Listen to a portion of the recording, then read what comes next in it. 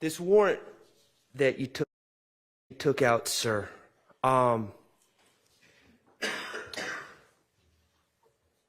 the rest of Mr. Stillwell, you charged him with murder, the murder of Shymel Drinks, correct? That's correct. Okay. And you specifically charged him with the shooting of Shymel Drinks, correct? I'd have to look at the wording, but I think he used the word partaking. May I approach, Your Honor? You may. Yes. Okay, and in fairness, you did say participate. Yes. In the warrant, but you said by shooting Shymel Drinks. That's correct. Okay, on 3/14/2022. That's correct. Okay, so specifically, your allegation in that warrant is that Mr. Stillwell was the shooter of Shymel Drinks, correct?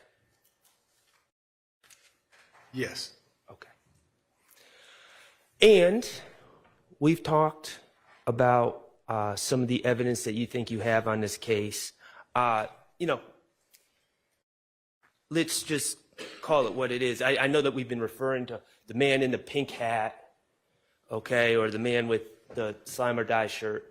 You have BP video from the corner of Windsor and Fulton Street, correct? Yes. Clear video.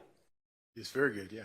And it shows my client wearing a Pink Floyd hoodie and a pink hat. And it shows Mr. Guamarvius Nichols, correct? Yes.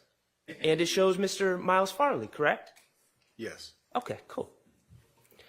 And you had that video, and then you also have these rental records of renting the car on that day. Now, let me ask you this. Is there any indication at all, if we're talking about planning something, is there any indication at all that anyone would have known that Shymel Drinks was going to show up at the gas station at that time? No. Okay. Not that I know of. Okay. Do you know where Shymel Drinks was coming from? No. Okay. And then you have video from the FedEx, correct? I do. Okay, and that shows Windsor Street. Yes. And you maintain that that video shows that my client in his white Audi pulled up next to Shymel Drinks' car. Yes. And you maintain that that video shows that my client shot Shymel Drinks. Participated, yes. Okay. I mean, your theory is that my client was driving.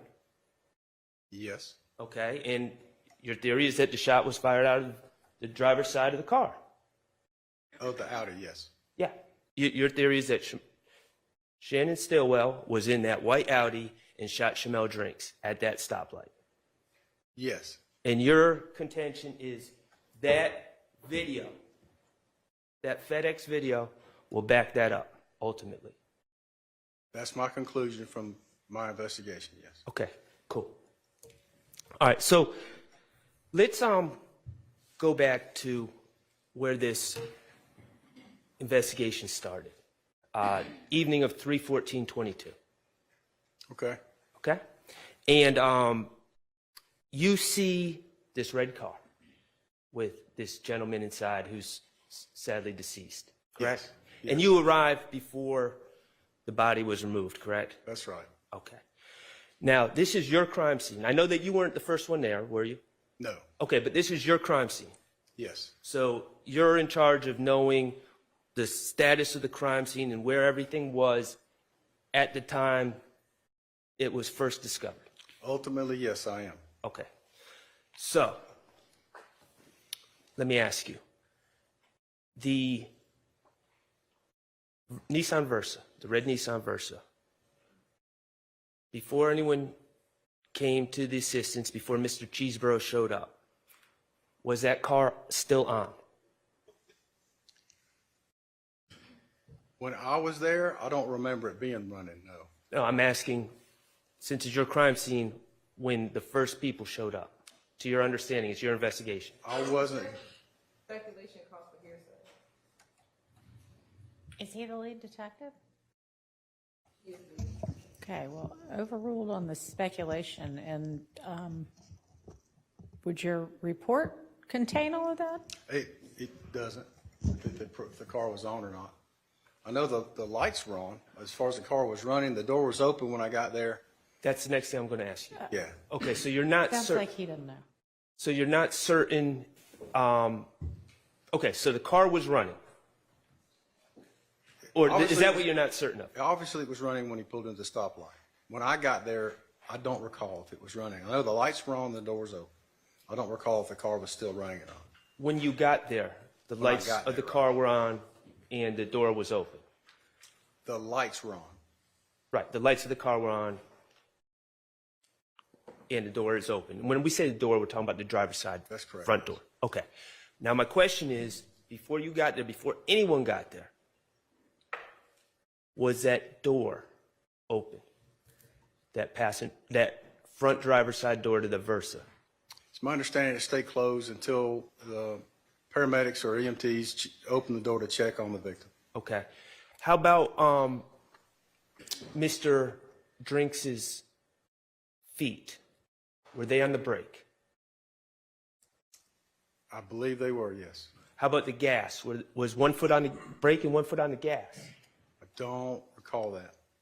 You don't know, or are you saying no, that's not true? I don't know. Okay. Fair enough. And when one of your first tasks was to determine the identity of this gentleman, correct? It's one of the first things, yes. Okay, and you weren't the only one there. There were other officers there, correct? Yes. And among those officers was representative from the gang unit, correct? Yes. Okay, Investigator Flores? May have been. I don't recall. Okay. Either way, even with the assistance of the gang unit on scene and all APD resources, no one recognized this gentleman, Mr. Drinks. He was not officially identified until we did the fingerprint scan. Right. And that was about 1:06 a.m. that next morning, correct? It was while we were on scene. I don't know exactly what time it was. Okay. Fair enough. Cell phone, do you see that cell phone in Exhibit 107, Victor Victor?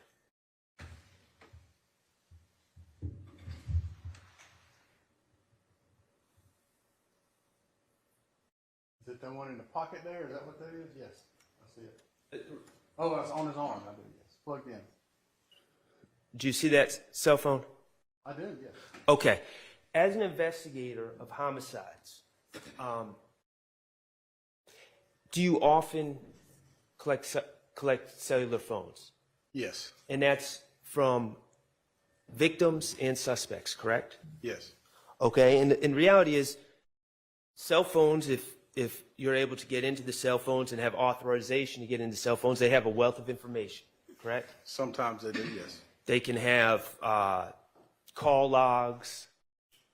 They can have contacts, correct? Yes. They can potentially have tracking information, who you're in contact with. Places you've been. Yes. You can learn a lot about a person from a cell phone, correct? Yes, you can. You can learn who their friends are. Yes. You can learn who their enemies are, potentially. Potentially, yes. Okay. In this case, as lead investigator, you are aware that actually 2 cell phones belonging to my client have been seized in this case, correct? I believe so, yes. And their contents have been extracted, correct? Yes. Okay. Now, Mr. Drinks, as lead investigator, did you ask the crime scene tech or crime scene tech Davis or any other individuals to seize or to collect Mr. Drinks' cell phone? Yes. Okay. And were you ever able to analyze the contents of Mr. Drinks' cell phone? I don't recall that, no. Okay. You don't recall ever seeing the contents? No. Okay. So as far as you recall, we don't know who is in Mr. Drinks' contacts? No. We don't know what he's been texting about leading up to this incident? No, I'm not aware of it. Okay. We don't know of anyone that he's had disagreements with or squabbles with or anything like that from his cell phone? I'm not aware of any of that, no. Okay, and you're not aware because not saying that none of that exists in his cell phone, but you just haven't seen the contents of his cell phone. That's correct. Okay.